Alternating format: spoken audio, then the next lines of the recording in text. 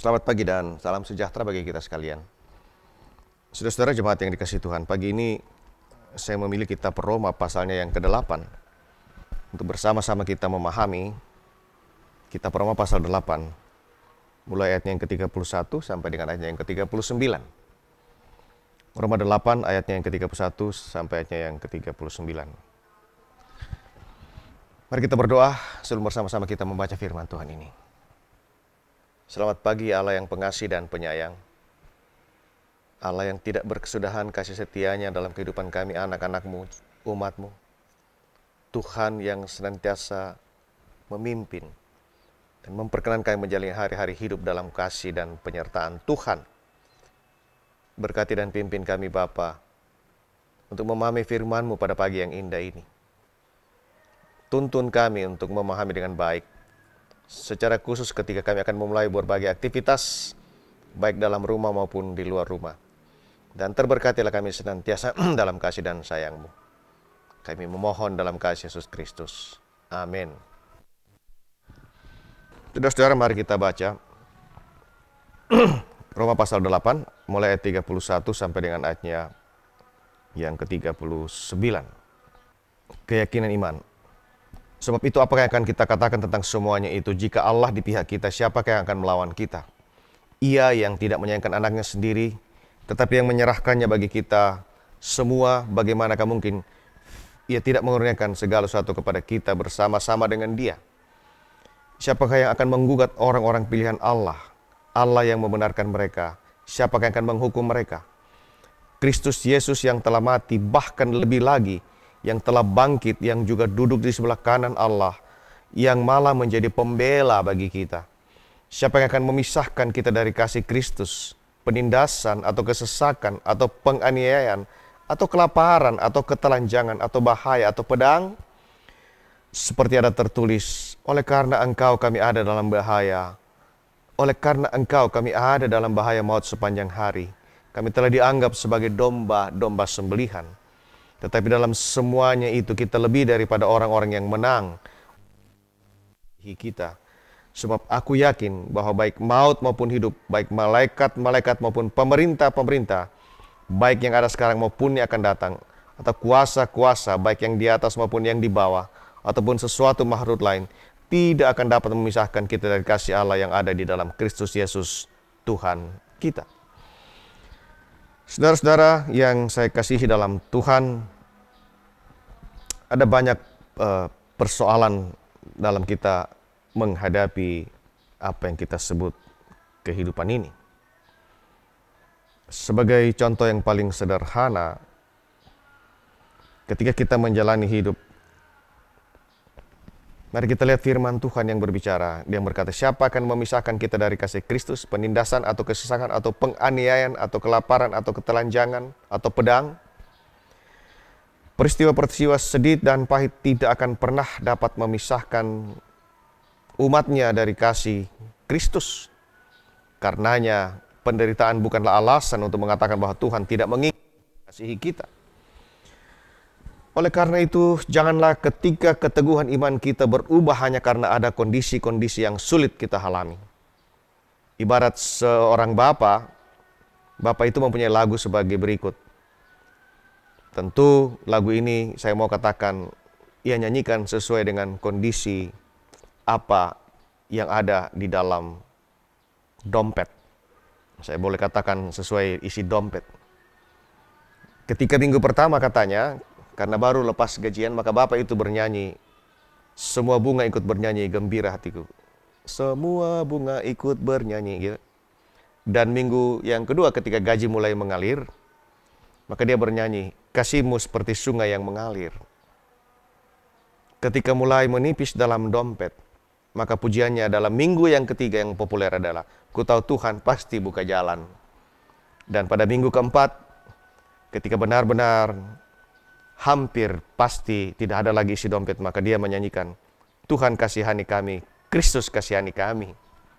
Saudara-saudara, ingatlah baik-baik, tak satu pun yang dapat memisahkan kita dari kasih Tuhan.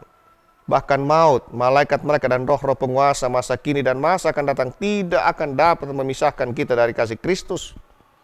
Paulus berkata, aku yakin bahwa baik maut maupun hidup, baik malaikat-malaikat maupun pemerintah-pemerintah, baik yang ada sekarang maupun yang akan datang, tidak akan dapat memisahkan kita dari kasih Kristus.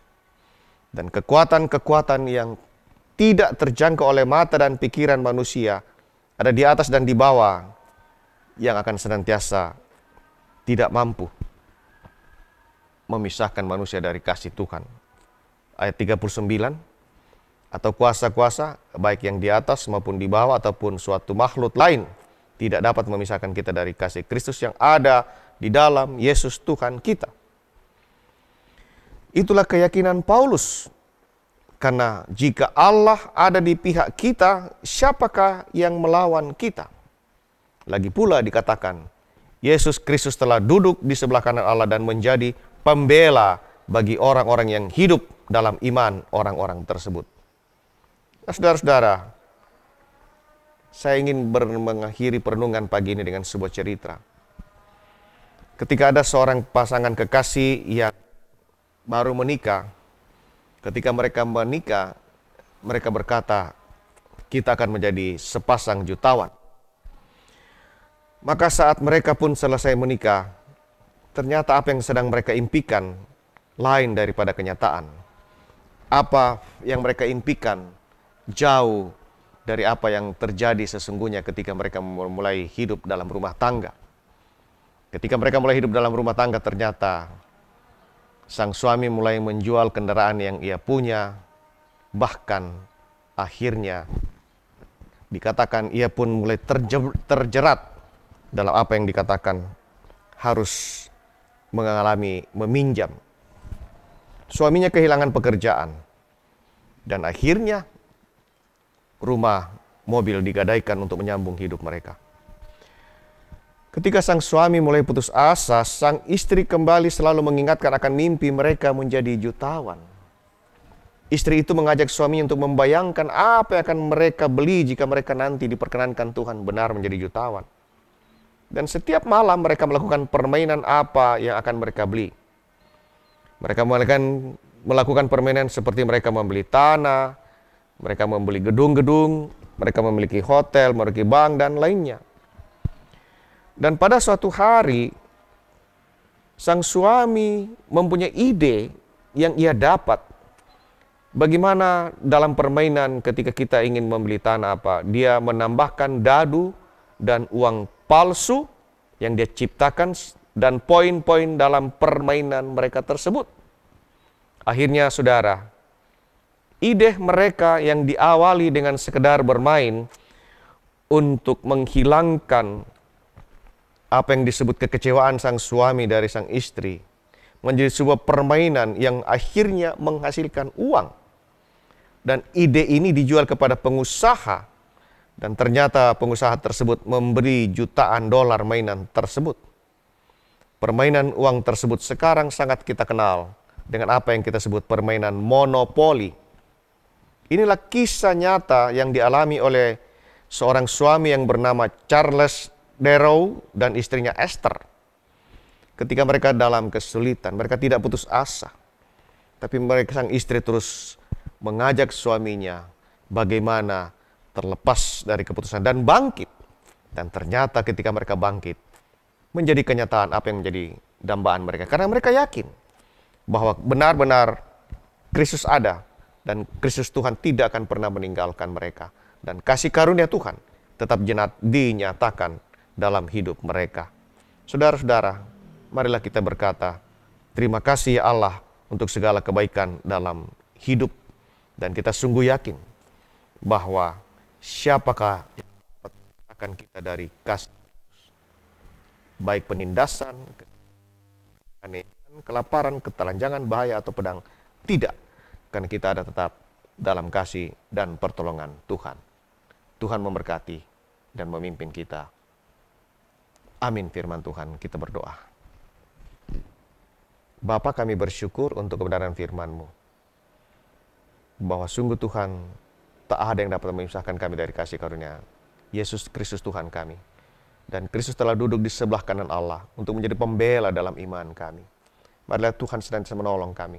senantiasa diberi kemampuan dalam menyatakan iman kepadamu dalam menjalani hari-hari hidup ini. Tuhan menolong dan senantiasa memberkati dalam setiap langkah kehidupan kami. Biarlah hikmat dan kesehatan dalam perkenan menjadi milik kami Bapa. Dalam kasih Yesus kami pinta. Amin.